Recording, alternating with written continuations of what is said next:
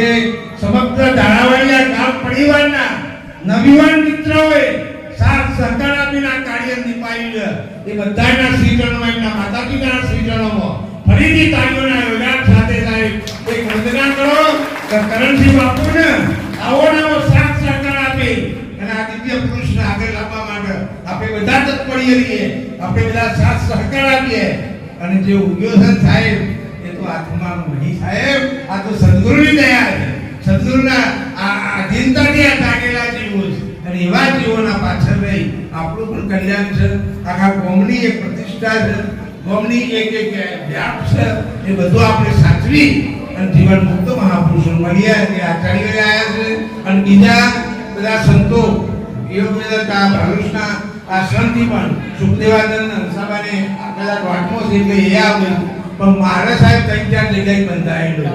બાપજીએ મારા ઘરના હતા, કીધું બાપુ ગમે તેમ કઈ હું આવી જઈ.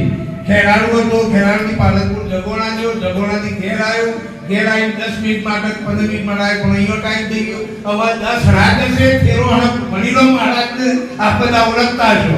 કઈ બનાવી ભાગીદાર સમાજનું એક ગૌરવ છે સાહેબ, ગૌરવ. એટલે 12 મહિને 50 લાખ રૂપિયાનું દાન કર્યું છે એવા મણિરામ મહારાજ એક ભાગીદાર સમાજનું રતન છે સાહેબ.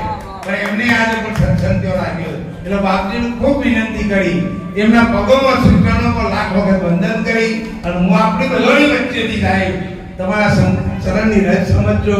મળ્યા હતા કે મળીશું આ મંદિરના મેળામાં, ભવના ભૂલેલા પછી ભોલે મેળા મળશું નહીં. અવારનવાર મોટું કાયમ માટે આવું છું. કરણસિંહ બાપુ જ્યારે બોલાવું ત્યારે એમના માટે અમારા કાર્યક્રમો સાબરકાંઠામાં અઠવાડિયામાં 2-3 કાર્યક્રમો ભેગા હોય છે.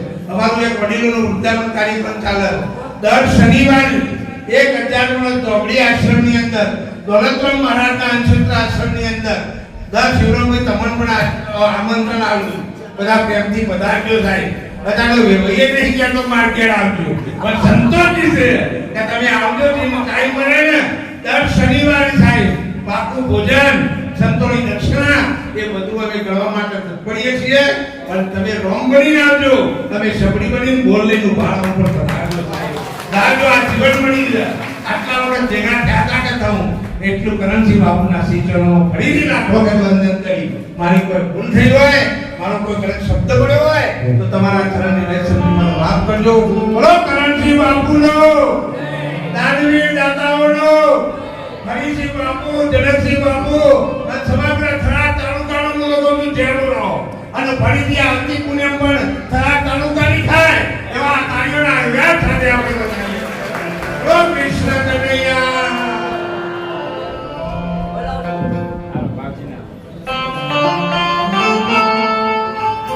ના દિવસે અહીં અમારા આ ધારામણિયા રામદેવ આશ્રમમાં આપ સર્વ બધા પધાર્યા છો. સર્વને લાખ વાર વંદન કરું છું. વિશેષમાં મહાપુરુષો આવું જ છે, સત્સંગી ગુરુદેવો. પણ એના પહેલા વાસણ નિવાસી પરમ પૂજ્ય સંત શ્રી દશરથજી બાપુ ને આપણું બહુ સરસ, બહુ જોરદાર બોલી છે સાહેબ. એટલે એમનો સત્સંગ આપણે સાંભળવા જેવો છે. તમારે આછી ઝલક આપી છે અને ભેગા જ રહીએ છીએ સત્સંગમાં. એટલે એકબીજાની મને ખબર છે, ખૂબ કાર્ય કરે છે સાબરકાંઠા. એટલે તમે બધા શાંતિથી સાંભળજો. એમને શિડ્યુલ ટાઈટ છે, બહાર જવાનું છે, એટલે હું પણ એમને થોડું સ્વાગત કરી અને એમને રજા આપીએ છીએ. અને બીજા સંતો પણ છે, ભજનીકો પણ છે, સર્વને વંદન કરું છું. તમે બધા શાંતિથી બેસજો, થોડું પુણ્યમ છે અને એનો લાભ તમારે લેવાનો છે, બરાબર? તો આ પ્રસંગમાં બાપુની વાત ના કરી, હરિસિંહ બાપુ, જનકસિંહ હરિસિંહ ચૌહાણ કે જે ઈડાકાના પત્ની છે અને પરમાત્માએ બાપુની કીધું તેમ લગભગ 15-16 વર્ષે કૃષ્ણ આવ્યા છે.